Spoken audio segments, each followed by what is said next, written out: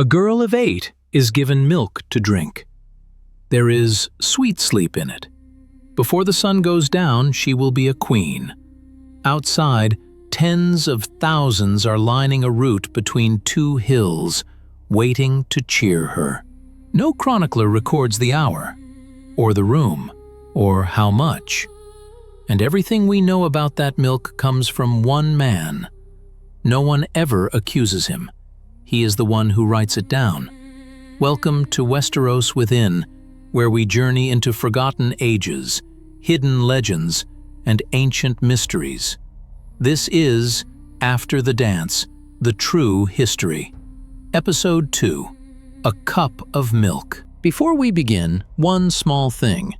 If you love these histories, give this one a like and subscribe. Every like tells us you love what we are doing. Every subscriber helps us grow.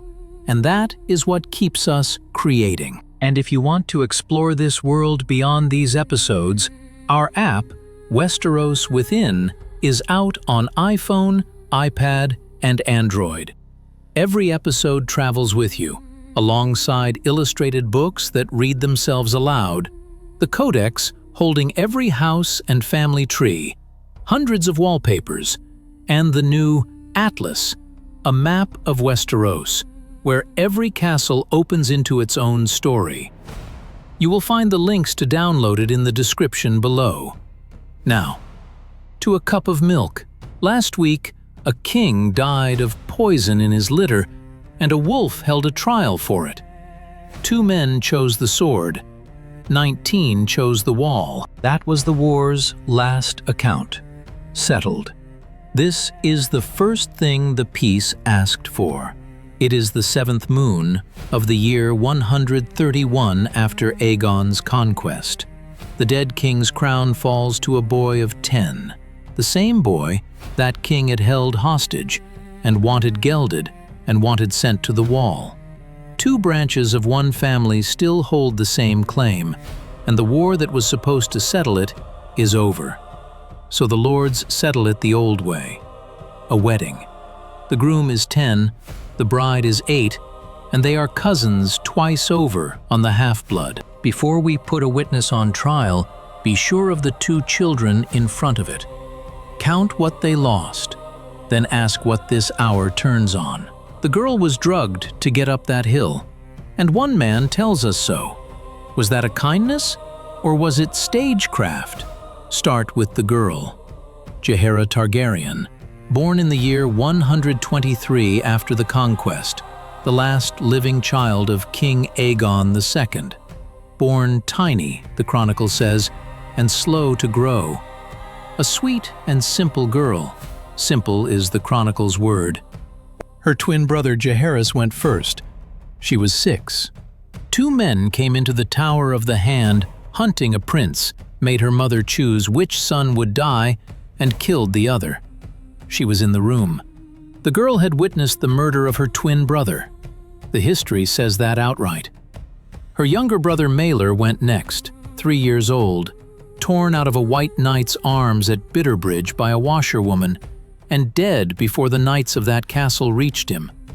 How? No 2 chroniclers agree. Her mother followed, out a window of Maegor's holdfast onto the iron spikes in the dry moat below. Her father, poisoned in his litter, the death we opened on. And her dragon, Morgul, hatched from the egg in her cradle, killed in the storming of the dragon pit. She never flew him. Twin brother, brother, mother, father, dragon. She was 8 years old, and that is the ledger. Now the boy, Aegon, 3rd of that name, son of Rhaenyra and Daemon. 4 brothers gone before the war ended, and at Dragonstone he was made to watch a dragon eat his mother. The dragon was his uncle's, his mother's half-brother, and the father of the girl he would marry. He was 10 years old. The record gives him as 11 in one place and 10 in another, and the arithmetic of his own birth says 10. 5 names on her ledger. His is longer. So, whose idea was this wedding? Not the Greens. Corlys Velaryon, the sea snake, put a version of it to Rhaenyra first. The girl, as his ward, married to the boy in due time, and she refused him. After she fell, he named a harder version as the price of his own pardon. The betrothal at once, and the two children proclaimed joint heirs. Larys Strong the Clubfoot sold it twice over, to Alicent Hightower, and then to her son, who wanted the boy gelded or sent to the wall. A betrothal, Larys argued, could always be undone once the war was won. The healing the realm celebrated exists because the Clubfoot argued for it twice. It was built to be broken. It never was. Aegon II ordered his nephew's ear cut off and sent to Lord Tully. Poison reached him first, and Larys Strong never saw the wedding he had argued into being. He had already chosen the sword. The 7th day of the 7th moon, the number the faith holds sacred. Picture the city that morning, a realm bled white by war, a capital in mourning, ash underfoot. It was nothing of the kind. King's Landing that moon was overflowing. Guests from the free cities and, as far as the summer isles, pavilions outside the walls for want of room within. The tavern keepers profited handsomely, and the chronicle records it without embarrassment. The one ruin on that skyline was the Dragon Pit, off the route. The horror is not the setting.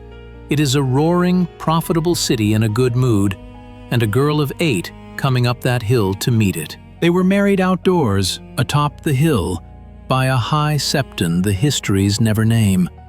What words were said over those two children no chronicler writes down, nor what either wore.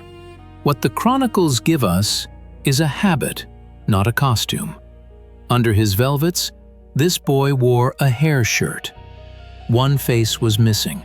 Queen Alicent, grandmother to that bride twice over, had signed this betrothal the year before as proxy for her son. She signed it, and then she would not come and watch it. The histories never say whether she refused or whether anyone was going to let her. Then the litter, open, down off one hill and up the other, tens of thousands cheering. Last week's history opened on a litter through this same city, curtains drawn, a dead king inside. This one was open. The crowd went home saying the little queen had been brave and beautiful. He married as a prince. He got off that litter a king. The histories tell us exactly who crowned Aegon II, and with what. Sir Criston Cole and the crown of the Conqueror. Of the boy crowned that same afternoon, they say only that he wore a circlet of yellow gold, simple and unadorned. No hand, no name for the crown, no reason. Somebody put a crown on that boy's head. The histories never say who. He was crowned alone and proclaimed alone. Then he turned and set a crown on his bride with his own hands. The one gesture between these two children the record preserves. Whether anybody ever took the child's hand, nobody wrote down. Now the adults. His first acts as king, in order. The Kingsguard vacancies filled. Then a hand, Sir Tyland Lannister, the same man who had argued for taking this boy's head. Then a protector of the realm, Lord Leowyn Corbray. And over both, a council of 7 regents, to whom hand and protector were beholden by law.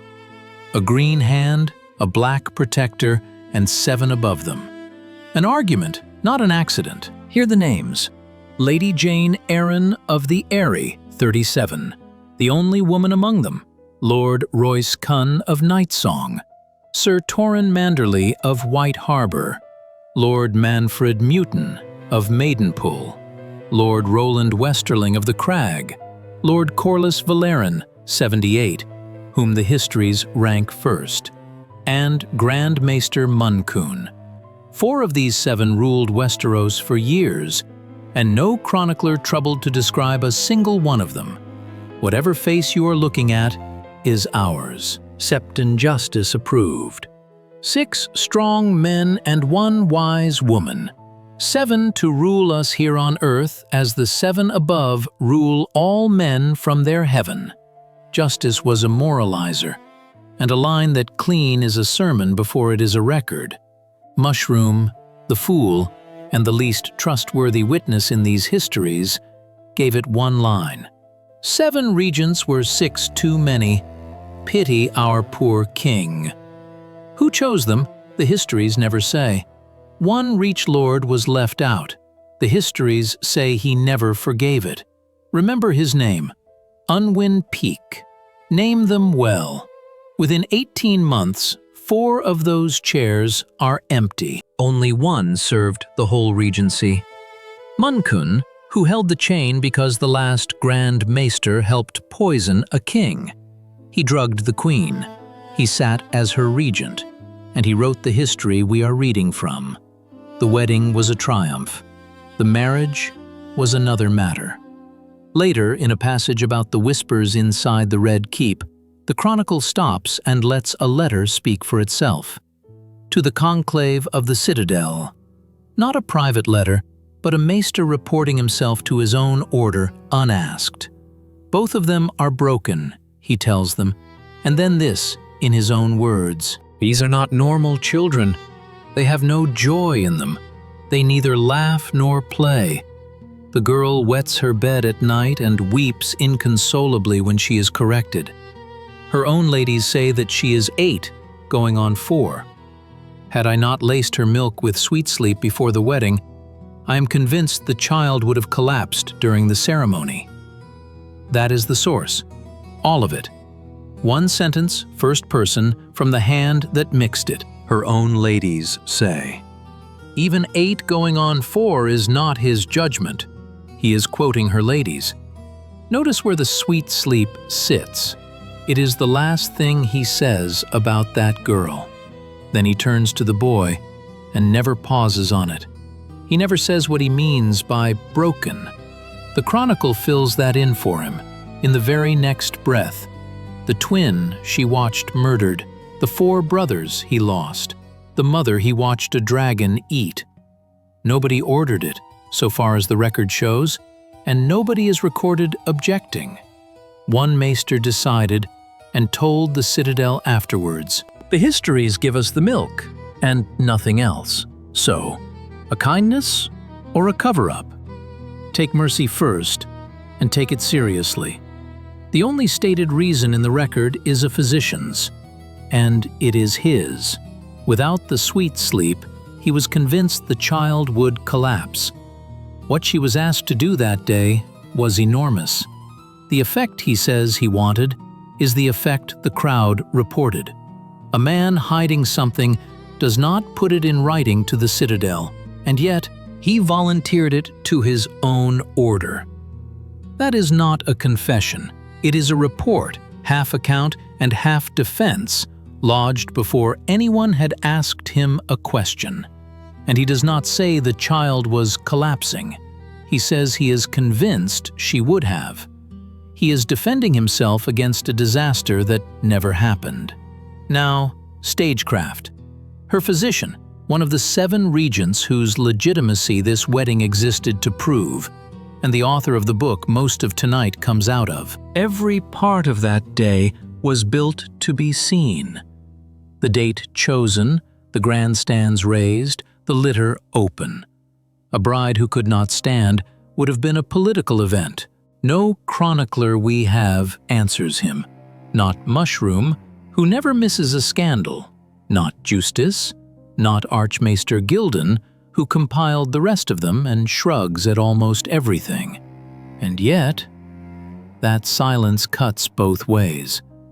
In a record this thin, a physician's judgment and a court's convenience look exactly alike. So what do I believe? I believe he did it because he says so, and no man invents that about himself. What I cannot believe is the reason, not because he lied, but because he could not have known. He wrote down as a certainty a thing that never happened. And the man best placed to judge whether that child could stand through her wedding was one of the men who needed her to. So I cannot get to cover up, and I cannot get to kindness either. Calming that child was a mercy, and the only way the day worked. For him, I suspect, those were never two choices. What I am sure of is smaller and worse. In a chronicle with room for the profits of tavern keepers, the only person in these histories with an opinion about drugging that girl is the man who mixed it. She was 8 years old, and she had 2 years left. So tell me this. I could not get to either answer. You might. Was the sweet sleep in Jaehaera's milk a kindness or a cover-up? And if you had held that cup, would you have poured it? Write it in the comments. I read every theory. Next week, the histories turn to the 3 castles that had not bowed. Storm's End, Casterly Rock, Old Town. Terms went to all 3 before the bride reached that hill. All 3 answered in women's voices. Archmaester Gildan has a name for them, the 3 widows. At Storm's End, a lord dead on the King's Road had left orders what to name the son he would never see. His widow named the boy something else.